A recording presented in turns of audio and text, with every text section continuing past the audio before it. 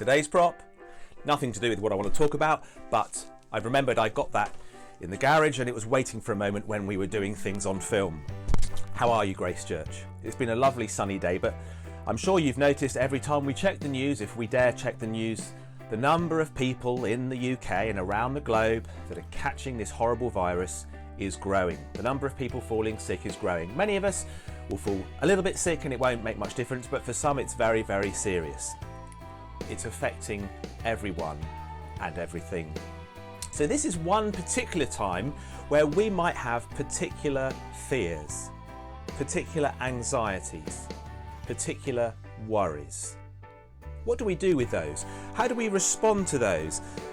How are they any different to how somebody else might respond who perhaps isn't a Christian, who doesn't share our faith?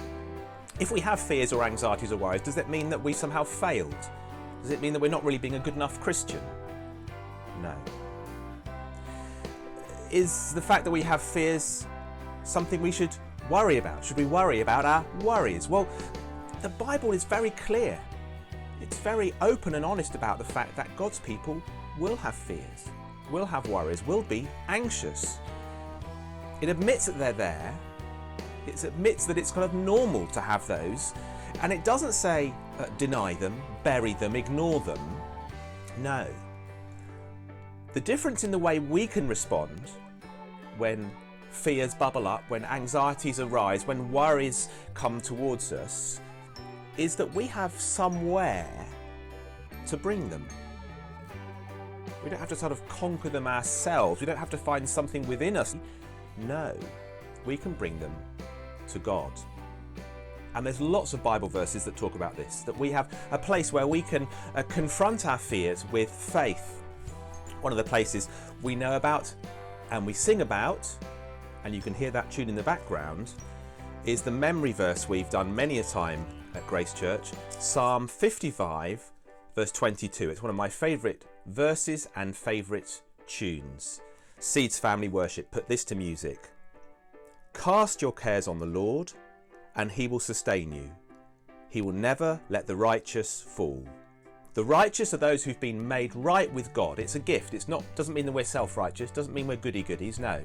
But God's people will be sustained through their troubles, sustained through their worries. It doesn't mean that he'll take them away. It doesn't mean that life will necessarily be easy, but God promises to sustain us, and we know that God cares for us because the Lord Jesus Christ loved us so much that he gave his life willingly on the cross, and then he rose from the dead. So we know he has conquered the greatest things that we might ever fear, whether they come in the hands of the coronavirus or any other way. He has conquered sin and death and the devil.